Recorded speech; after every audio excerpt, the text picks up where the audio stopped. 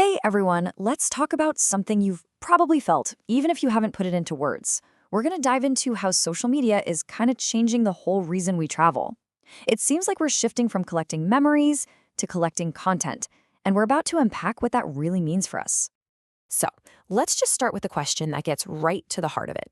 Be honest with yourself for a second.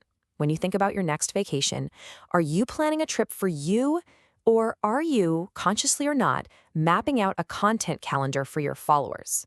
It's a bit of a loaded question, I know, but it's the core idea we're exploring today. And this really highlights that tension, doesn't it? It's this modern day conflict between having a genuine personal experience versus crafting a trip specifically designed to be shared. It's like a battle between actually living the journey and just documenting it. So, what's pushing this change? Well, deep down, the motivation is this very human drive for validation. It's that desire for likes, for comments, for shares. It's like a digital round of applause that tells us, hey, your experiences are cool, they're valuable, they're enviable. Okay, this is where it gets really interesting, because this slide breaks down these two totally opposite ways of thinking. On one side, you have travel designed for the soul. This is all about personal growth, those quiet, unexpected moments, and making memories that live inside your head, not on a server. But on the other side, designed for validation. And that's all about how it looks to others, getting the perfect photo and creating content that lives online for an audience. One is for you, the other's a performance. And that word, performance, is so key here. Because when a trip is all about validation, it really does become a public performance.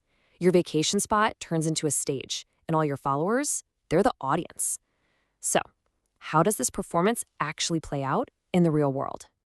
Well, it looks a lot like this. This is the playbook. First, you pick your destination, not for the culture or the history, but you ask, how Instagrammable is it?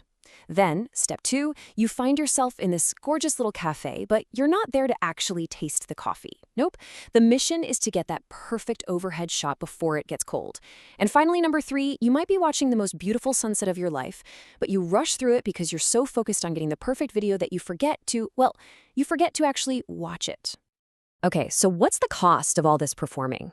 This brings us to the memory trade-off. See, there's a hidden price you pay for that perfectly curated online feed, and it has a direct impact on the actual memories we get to take home with us. And here's the absolute crux of it. We spend our most amazing, once-in-a-lifetime moments experiencing them through the tiny screen of a phone. We are literally putting a digital wall between ourselves and reality. And then what happens? We get home, we scroll through the pictures, and we wonder, why does it all feel a bit hollow? Why aren't those memories as rich or as real as we thought they would be? And the answer is right there. It's because we weren't fully present. We were too busy being the producer, director, and star of our own travel show. When you put it all together, you arrive at this pretty big conclusion. The entire purpose of travel is changing for a lot of people. The trip itself is no longer the main event. It's just becoming the raw material for something else. I really want to leave you with this single, powerful thought. When a trip becomes content, the memory becomes secondary. It just perfectly captures the trade-off we've been talking about. So I guess the real question for you to think about is, on your next trip, what's going to be your main goal? The content or the memory?